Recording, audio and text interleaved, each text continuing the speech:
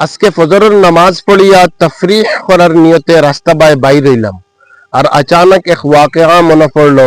ওয়াকিয়াটা হয়ে থাকলো গিয়া একবার এক বুজুর্গ রে জিকা নিয়ে হইল যেন ফজরের এই হাওয়াটা এত মিষ্টি কেন। এই বুজুর্গে উত্তর করলা যেন ফজরের এই মিষ্টি হাওয়াটা মুনাফিকে লইতে পারে না, যার কারণে ফজরের এই হাওয়াটা এত মিষ্টি। আবার প্রশ্ন করা হইল যেন বলে মুনাফিকে কেন এই ফজরের মিষ্টি হাওয়াটা লইতে পারে না, তার কারণ কিতা।